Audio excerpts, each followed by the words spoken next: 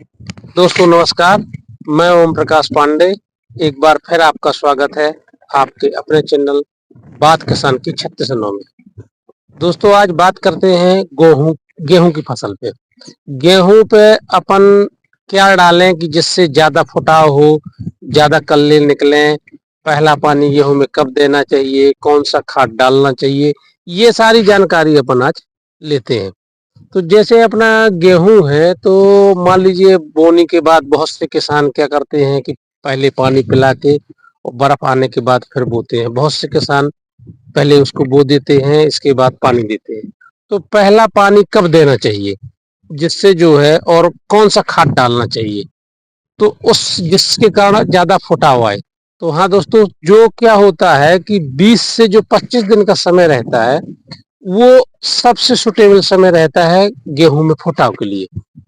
क्यों रहता है? क्योंकि ये है मतलब जो गेहूं का बीज जहां पर डला हुआ है उससे जस्ट 2 सेंटीमीटर ऊपर, जस्ट 2 सेंटीमीटर ऊपर CRI बनती है, क्राउन रूट बनती है।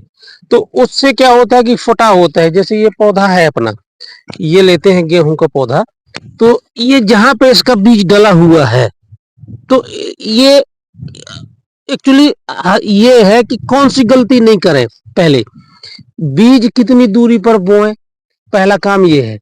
बीज को अपन को पहले नंबर पे इसकी एक निश्चित गहराई है। अगर अपन ज्यादा गहरा डाल देंगे तो होगा एक्चुअली ये कि ज्यादा गहरा हो जाएगा तो वो फुटाव जहां से क्राउन बनना है, क्राउन रूट बनना है, जहां से फुटाव होना है वो गहरी हो जाएगी। तो अगर पानी नहीं दे पाएंगे तो वो निकलेगा नहीं, फूटन आएगा नहीं। अगर ज्यादा बीज ऊपर डाल देंगे तो धूप में ठंड में जो कल्ले निकलेंगे, जो फुटाव आएगा वो अपना गड़बड़ हो जाएगा। तो इसकी जो वैज्ञानिकों का सलाह है उसके हिसाब से 5 सेंटीमीटर की गहराई पे बीज डालना चाहिए।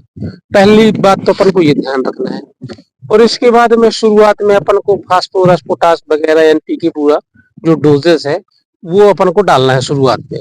इसके बाद 20 से 21 दिन में ही वो क्राउन रूट बनती है, 20 से और 25 दिन के बीच में।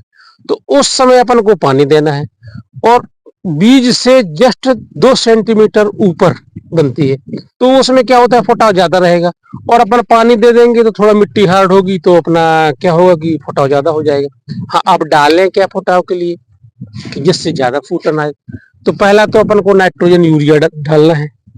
यूरिया देते हैं। यूरिया के साथ अपन क्या दे सकते हैं जिससे फुटाव ज्यादा आए? तो अपन को जिंक सल्फेट 5 किलो बीघा करके यूरिया नाइट्रोजन के साथ मिला के अपन को दे देना है। तो उससे क्या है, अपना उत्पादन ज्यादा आएगा, पौधे ज्यादा निकलेंगे, मतलब फुटान ज्यादा होगा, कल्ले जिसको बोलते हैं, कल्ले ज्यादा फूटेंगे तो गेहूं में अपना अंतर आ जाएगा। और हाँ, अपने क्या दे सकते हैं इसमें, साथ में माइक्रो राजा भी दे सकते हैं गेहूं में। बिल्कुल। माइक्रो राजा क्या होता है कि एक तो फंगस है, तो जो गेहूं में फंगस वगैरह आता होगा बीज पे, क्या बोलते हैं, गुमाटे जाना, ये सब समस्याएं जो आती होंगी, पीलापन वगैरह, तो वो नहीं आएगा। और माइक्रोन्यूट्रंस से जो है एक काम और करता है, जो माइक्रोन्यूट्रंस, माइक्रो राजा जो है माइक्रोन्यूट्रंस को दौड़ाता है, पौधों पे लाता है। तो अगर वो डाल दें, वो कितना डालें, उसको कम से कम 2 किलो बीघा अपन उसको भी डाल सकते हैं। तो आपका जो है उत्पादन बढ़ जाएगा। ये सारी चीजें हैं, इसका अपन को विशेष रूप से ध्यान देना है कि पानी अपन को पहला पानी गेहूं में 20 से और 25 दिन के बीच में ही देना है।